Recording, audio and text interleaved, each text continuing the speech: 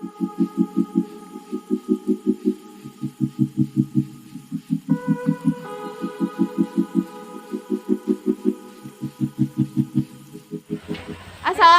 warahmatullahi wabarakatuh. Salam sejahtera untuk kita semua. Om Swastiastu, Namo Buddhaya, salam kebajikan.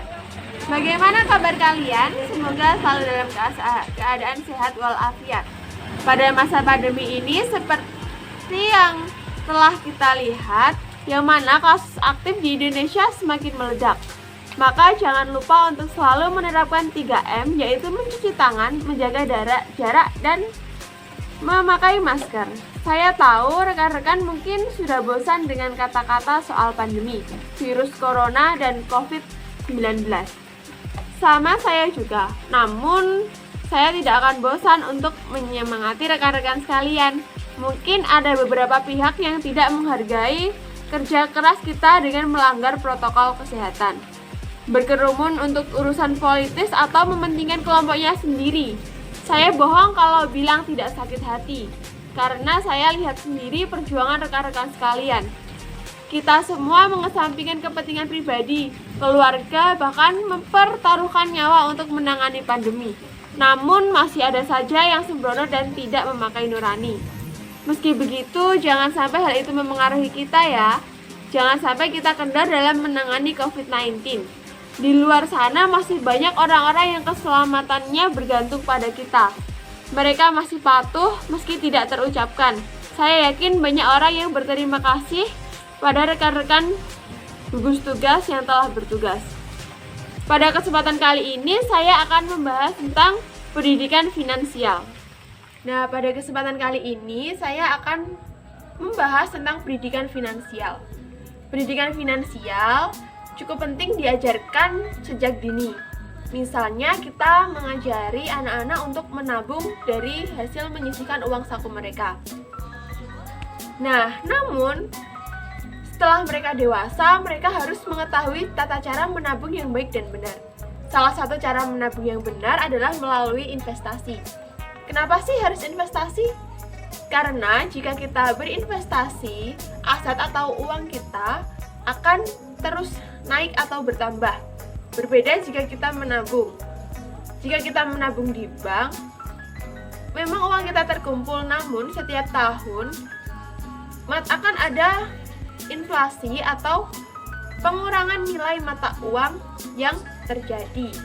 Di samping saya ini telah ada salah satu contoh jika kita menabung secara investasi. Nah, jika kita menabung investasi, biasanya kita ibaratkan saja pada tabel ini sebesar 14% setiap tahunnya nilai bagi hasilnya. Jika kita menabung 1 juta setiap bulan, kita akan mendapatkan uang sebesar 2 miliar lebih pada 20 tahun ke depan. Dibandingkan dengan menabung di bank, jika kita menabung di bank, uang kita tidak akan bertambah, tetapi akan terpotong oleh inflasi setiap tahunnya. Jenis-jenis investasi itu ada banyak sekali. Nah, kita bisa berinvestasi melalui logam mulia atau emas murni, melalui pasar modal, melalui falas, properti, dan masih banyak lagi yang lainnya. Kali ini saya akan membahas tentang pasar modal.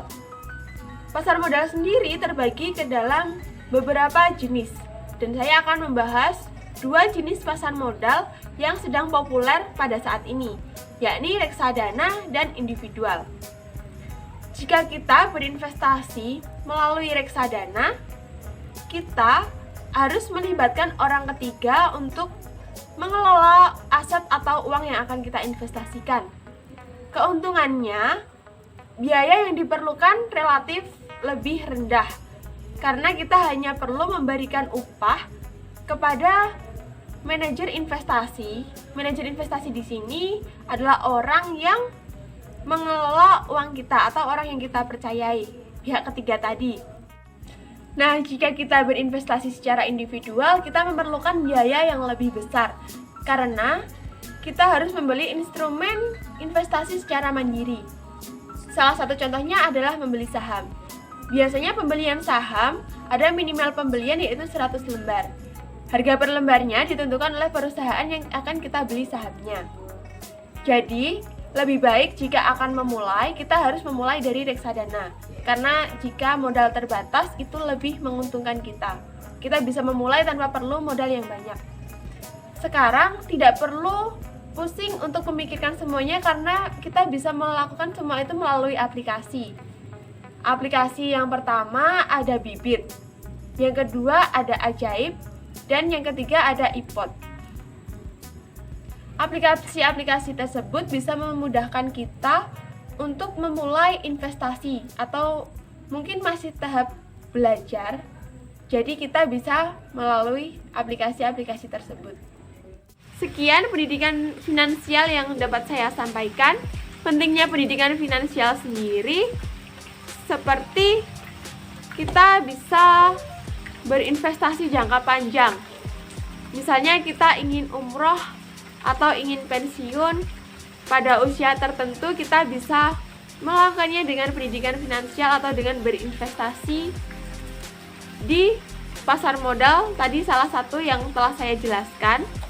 Atau bisa juga yang lainnya yang bisa menaikkan jumlah aset kita agar kita bisa pensiun di usia yang telah kita targetkan.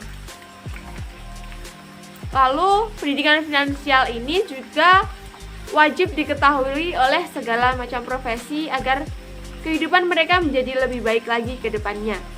Terima kasih yang telah mengikuti sampai akhir. Wassalamualaikum warahmatullahi wabarakatuh. Sampai jumpa.